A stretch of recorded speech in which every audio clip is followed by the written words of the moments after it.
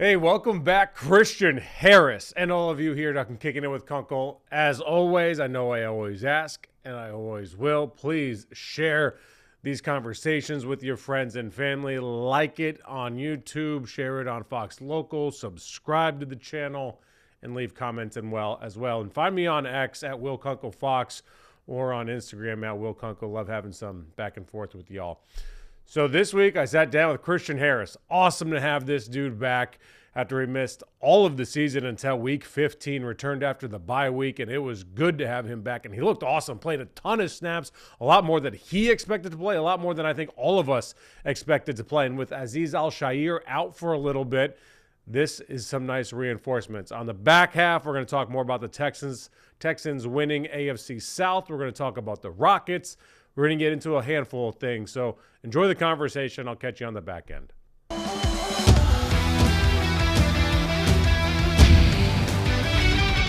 All right, man. First of all, thanks for coming on, dude. No, for sure. Appreciate you for having me. Where have you been? All right. So kind of take me through, like, what happened, because this is, like, my perspective was we were out there for training camp. Yeah. Saw you. Yeah. And then the next time I think I saw you was week 15. Yeah. What happened? I just basically had a little injury to my lower leg, but just lasted a lot longer than we thought it would, and just tried to be smart with the recovery process. And like I said, it just took a lot longer than I thought it would, and obviously that was hard to deal with. Wanting to be out there, you put that time into camp to get ready for the season, so kind of missing out on all of that was obviously tough, but I still had my support system and everybody here around me. I was at practice watching the games. Just trying to keep my mind locked in so that when I got back, it wasn't too much of a lag or left off, or too much for me, I guess, to pick up, mentally. Because the physical standpoint, I kind of knew I was the same player. It was just an injury that I had.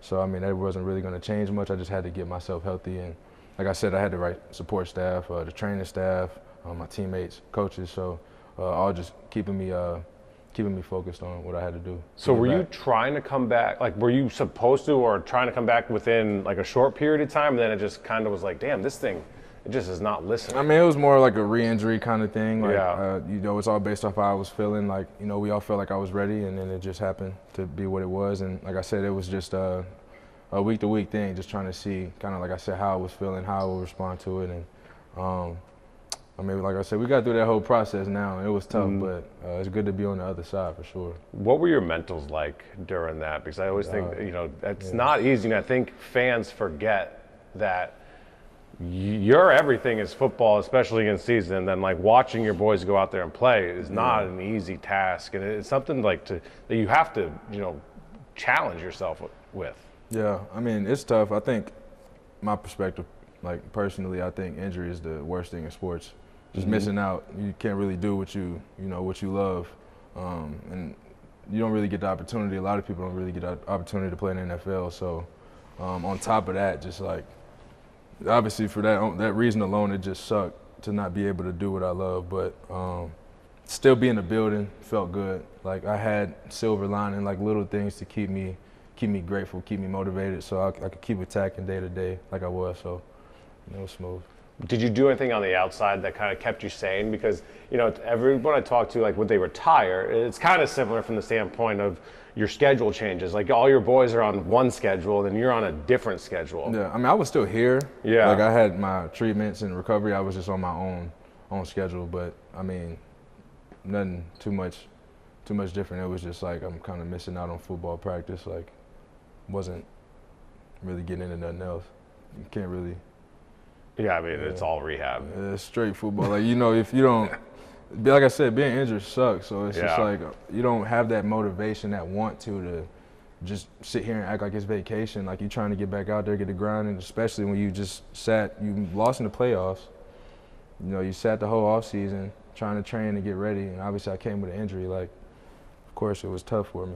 And you had a crazy come up last year. Like quiet beginning of the year, and then it was like, damn. Yeah. And then that play that D'Amico was like, right here is where the ball's about to be. Yeah. First of all, take me inside your head on that play and how much trust you have to have in D'Amico to be like, all right, I'm going to do exactly what you tell me to do no matter what I see, think, or feel. I'm not going to lie, I trusted D'Amico out the gate when Yeah. he got here because he played linebacker, and he had a lot of success in the league. So like from that coach's standpoint, hearing him address the team and all of that, like you kind of buy into whatever it is that he was saying. Seeing he came from San Fran, like he had coached great linebackers over there, and now he's a head coach. Like he was poking in the linebacker rooms here last year, so we get our good tips and stuff from that. And like I said, I mean, whenever he told me that on the field, like I was just okay, bet, like just waited for the opportunity to come and try to capitalize. In talking to him, he never throws anybody under the bus at the podium, which I understand how he runs things. But he always said that he was kind of coaching you hard and I think wanted more from you early in your career. Did you ever feel that from him? Because it felt like he knew what your potential could be in that what we're seeing now. I think it was more about, like I'd say understanding the defense, like growing within that defense, like it was brand new. I mean, like I said, you're still the player that you are and you have that athleticism, but if you don't know where you're supposed to be or what to do, you can't really showcase any of that, so nobody really cares. So, I mean, that's why I appreciate him, and obviously where I get a lot of growth from my coaches pushing me on that end to just make sure I'm locked in mentally and just put myself in a position, because once that happens and I just read and react, usually good things happen. So fast forward to last week. You get cleared to play. Yeah. What's going through your mind? Are you excited? Are you Just nervous? Ready to go ball, man. I was ready to get back out there with the guys. Like, it just felt so long. Practice, like suiting up for practice was just like all of that was just exciting. It was like it felt not new, but just good to feel normal again. Yeah. What was that first snap like? That first tackle? I can't even remember. I think my first play, I was just trying to get some contact, just to get my pads warmed up. That's the best part, is like when you haven't gotten hit, it's just like, hit me. Like, give me one hit and like we're ready to go. Gotta get them warmed up, knock the dust off them pads. But it was good though. It didn't take me long to get back into it. Like I feel in the crowd and all of that. And I mean, I pray a lot as well. So I think my faith, and to what I was saying earlier, like you're always the same player. I got that from George Foreman when I was doing like some treatment for my calf during that process. Like I was with him somewhere at a hyperbaric chamber, and he mentioned that to me. And I was just like, wow, like, okay, yeah, you're always the same player no matter what it is. Like, don't let the world or a circumstance kind of take you out of that. So, yeah, I mean, I felt good. Once I got to game day, I was just ready to go. So during your rehab, during your playing, take me inside your head with your faith. How important was your faith to you when you were struggling? Because it's easy we all show faith, like when it's going well and like we're all grateful and thankful, versus like, angry and upset and confused. My foundation for sure. No, it kept me up every day. Like I realized, obviously, I mean, with injury, and it's easier, well, not easier, but I guess for other people, it's easier for them to understand that you have to attack that process daily. And it's like, what does that look like? And you can't just be moping and all down about your situation, because it's just going to do nothing but hold you back. You can't really make the most out of every day. So just trying to kind of find a way to do that, like, was all I was doing. Like I said, I have all my teammates helping me do that. I mean, like I said, I know I'm supposed to be here. God put me here for a reason. So, like, obviously it's a tough injury, tough circumstance. Like, it all sucked, but like I didn't let it implement no doubt. Did you learn anything about yourself through the process? Because the Lord, you were told to not be grateful and thankful for everything, but be grateful and thankful in everything, like during everything. Being present, like attacking every day. I mean, being grateful for every day, but just attacking every day, one step at a time. Regardless of, like you said earlier, when stuff's going good, you want to give that glory to God, or when stuff's going bad, now you still got to do the same. Like regardless of how, whatever is going on in my life, however stuff is going, like you have to approach stuff the same way, regardless of circumstances. So the way I practice, I'm trying to go full-fledged, balls to the wall, like approaching meetings and all of that as like the same way. Have you ever been on a team that's got such a strong faith like this group Bama. does? I mean, I think it's just like, we're obviously a lot younger. Yeah. We had a team chaplain named Scotty over there, and I met with him my junior year. He helped me out a lot, like just kind of like I did like a little 30-day Bible challenge, and it was just like, you break down a verse, and it was like you spend 5 minutes of like trying to see what it means, like how do you apply it to yourself, or like what does it mean to your life, or how do you apply it to your life, stuff like that. So it kind of, like I said, just set a little foundation for me back then. We had a good group of guys on the team who believed. You're already motivated being at Bama. You seeing all these first rounders, like, yeah, so yeah, I mean, over there it was just a lot of hungry young guys trying to get somewhere. Do you have a favorite verse? Psalms 23. What's that? Verse 4. I got it on my arm. It's the part I have on my arm is, yea, though I walk through the valley of the shadow of death, I will feel no evil, for you are with me, your rod and your staff, they comfort me. And I think, I mean, that's just kind of a testament to what I went through, like kind of in that valley, but he was still with me regardless of, what it looked like or what was going on. So just keep going, like I said. All right, so let's go back to your first game. You play the game. How do you feel afterwards? You surprised at how much you played in that game? I mean, I was expecting a little bit of a rep count, but I mean, I was excited once I got out there and I was feeling good. I didn't want to come off. Yeah, so, I don't think you were going to take yourself out. No, I'm definitely not taking myself out the game. No, it's dead, yeah. How good is this defense, though? Crazy. Like, I think we knew it was going to be good. I don't know that you could ever predict a defense to be this, like, just dominant in the league. I mean, we know we have a lot of great guys here, and this defense is unbelievable. And I'm blessed to be able to be on this defense and kind of add to it. It was cool to see from, like, outside when I was hurt, like, the success that they're having, how everybody's gelling, because it just motivated me to want to get back and just to add my little 1-2 to it as well. But, I mean, yeah, it's fun. Like, it's just a great defense. Great defense to be on. Give me one word to describe these players, all right? Savage. I'm gonna name them one by one. I'm thinking he's saying our players, like, out the gate. I'm about to tell him, like. Derek Stingley Jr., one word. I mean, he's a dog. That's typical, yeah. Will Anderson Jr. Straight dog. Aziz Al-Shaair. Straight dog.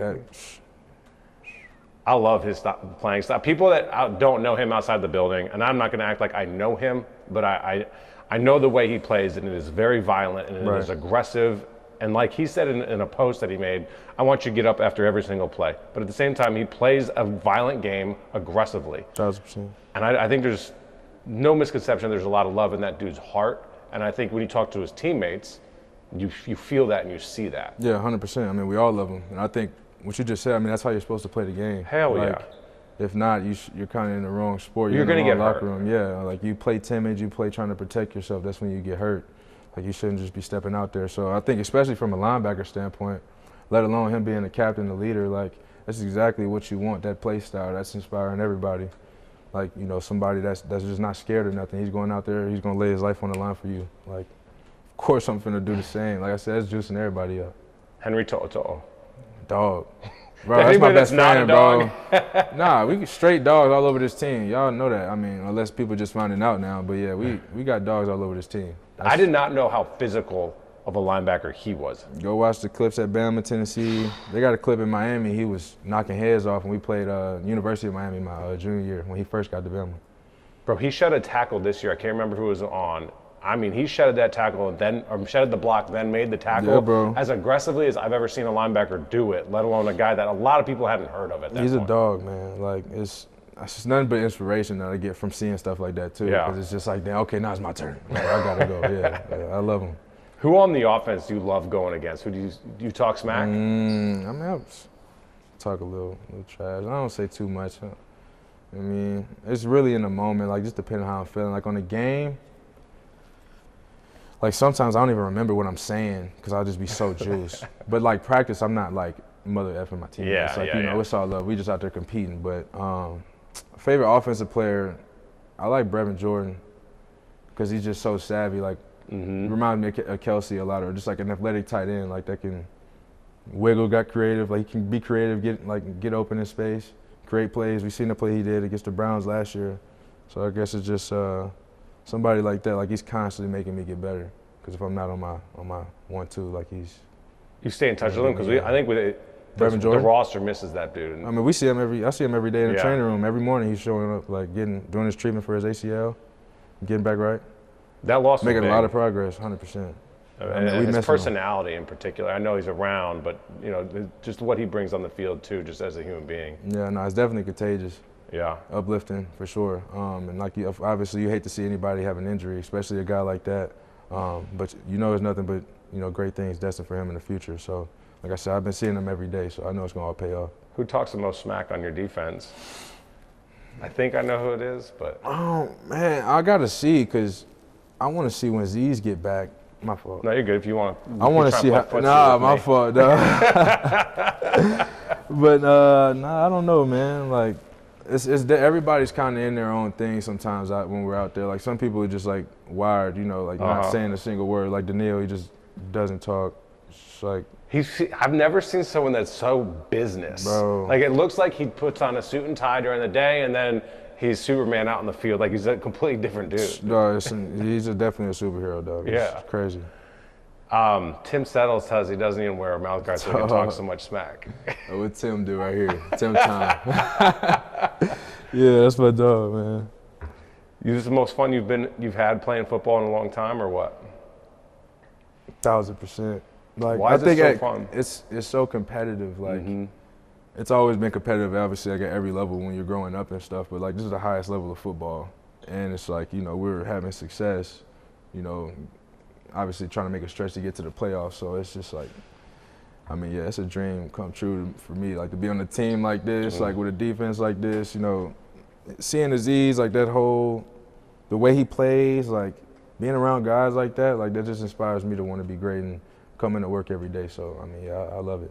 What was it like for you, from a human standpoint, to see the attacks that Aziz got from the public? And even people in the national media, too. I didn't really get it or understand it, which, I mean, a lot of us kind of feel like a lot of people don't really understand the perspective of a football player in that play like that he had. It's not really much he could do. A lot of people understand that, but you know, people will voice their opinions, and because they have a platform or whatever it is, and I mean, it's just like, I don't think that's fair.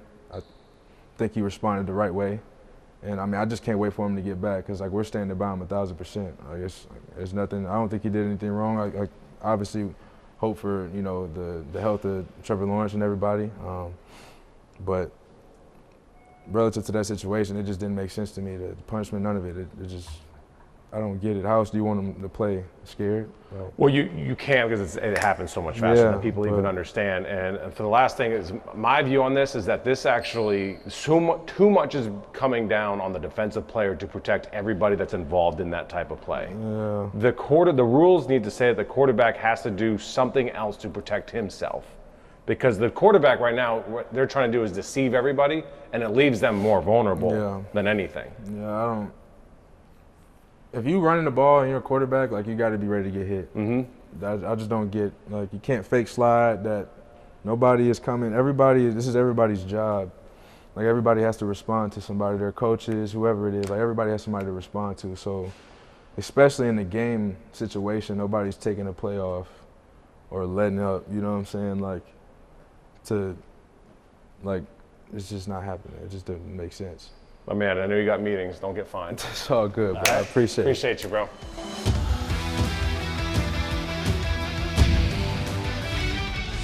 It was a good conversation. It was a lot of fun catching up with Christian. Good to have him back on the field once again. How about the boys, though? AFC South champions. I know it's not a great division. That doesn't matter. It is an accomplishment, and it is a goal going into the year. It's step one. Win your division, get into the playoffs. You host at least one playoff game as it sits right now. If they can get up to the 2 seed, they'll be hosting 2 playoff games. It's going to be really tough. They got to win 2 of 3. The Bills have to lose at least 2 of 3, and I believe the Steelers have to take a loss in order for that to happen, because the Texans beat the Colts in the regular season, which gives them the tiebreaker. But I want to talk about the accomplishment of winning the division. I had someone on Twitter, and I can't find out who it was. So if it was you, let me know who it was. Show me your face. Because he said he hates when his team celebrates winning a bad division. Like, what, dude? You know how much work goes in from these guys to just be able to be on the field and win an individual game, let alone win enough against the opponents in your division and against guys outside of the division in order to set yourself up to win your division? It's hard. They've won back-to-back divisions. This is an absolute accomplishment, and each team is different, so the fact it's back-to-back is nice. But this team is different than last year's team, as we've all watched and noticed, especially on the offensive side of the ball. But to think that your team is comfortable just because they're celebrating a goal is absolutely asinine. Like, do not confuse celebration with satisfaction. They're celebrating because they earned it and they deserve it. Now it's time to put it in the past and move on, which they are. They're not satisfied with the shirts and the hats like C.J. Stroud said. They want some hardware. You get hardware for winning the trophy. You don't get it for anything else, at least nothing that really matters. But this matters as a goal. They can celebrate it like they celebrate a first down, like they celebrate a touchdown, like they celebrate a win after the work they put in for that week. So to think that they shouldn't celebrate winning the division is absurd. Celebrate the victories that you have in your life as well. Enjoy those. It's not the peak. It's not the end of everything. You have more goals that you are going to set and that you want to accomplish. So don't confuse celebration with satisfaction. The Texans accomplished something great this year, and that's to win the division. Now, if you have higher goals for them, which they have for themselves, we're going to see what happens when they get in the playoffs, because they will be in the playoffs. And I've said it here on the show a ton of times. With this defense, they always have a chance to win a game. This defense will keep them in the game. What Derek Stingley Jr. did to Tyreek Hill was unbelievable. Absolutely locked him up. 2 interceptions, 2 tackles for a loss, 5 tackles total, and also had 2 passes defensed. That was good enough to earn the AFC Player of the Week. That's something to celebrate. That's something to enjoy, right? Why not?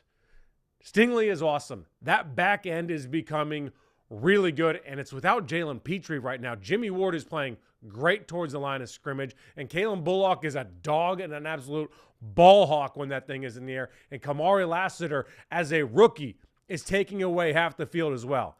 I understand Jalen Waddle got hurt in that Dolphins game, and that helped, and that allowed Stingley to start following Tyreek Hill.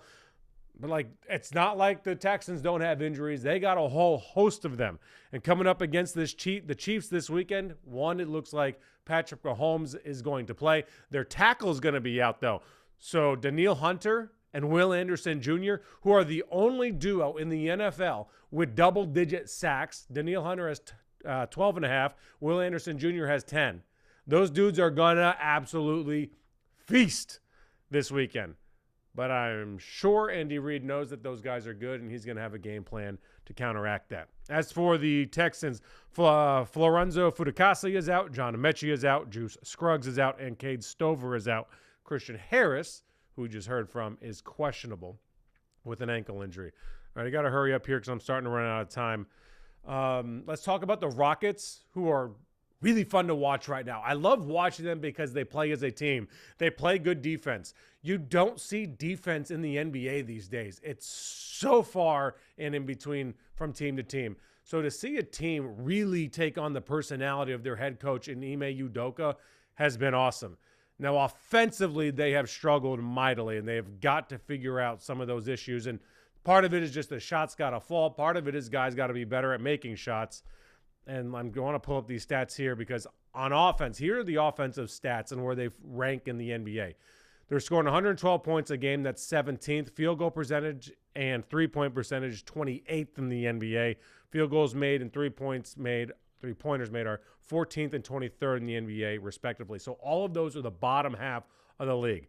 You would think those would creep up throughout the season as some of these shots will fall and they kind of figure out what they want to do offensively. But maybe this is just kind of who they are, and they're going to have to rely on their defense just like the Texans do, and the offense has to be good enough to win that given day. Defensively, points per game allowed, 106.1. That is 4th in the league. And their field goal percentage allowed, three-point percentage allowed, both top 5. Field goal percentage is number 2 in the league. Three-point percentage is 5th in the league. And their fouls, because they play so aggressively, they're 24th. So they have 20 fouls committed per game, which is 24th, which is some of the highest in the league. That's because they play so aggressively, and they have a guy named Dylan Brooks on the team. But he also has made a huge impact on this team as well because of his desire and his love to play defense. I'd love to hear from some of you guys if you want to find me on X or if you want to find me in the comments on YouTube or on Instagram. What trade do you think that the Rockets should make before the deadline? Because they're 3rd in the West as we talk right now. They're this close. I don't know that they're this close to really competing for an NBA title, and you don't want to mortgage the future, but I think they're a lot closer in the West than we thought they would be. There's still a lot of basketball to be played, but we thought the West was going to be a little bit better, and I don't know that we thought the Rockets were going to be this good right away. For instance, I put this out earlier today on X. Last year, they got their, 18th win on January 6th. Oh, I'm running out of time. January 6th. Today is December 19th, and they have their 18th win. So they are light years ahead of where they were last year. Let me know what you guys think. Let me know if you guys have any comments. And appreciate y'all sharing the show, and hope you guys have an awesome Christmas. Enjoy your families. Be happy and merry for all. Be pleasant at the dinner table, would y'all? Appreciate you guys. See ya.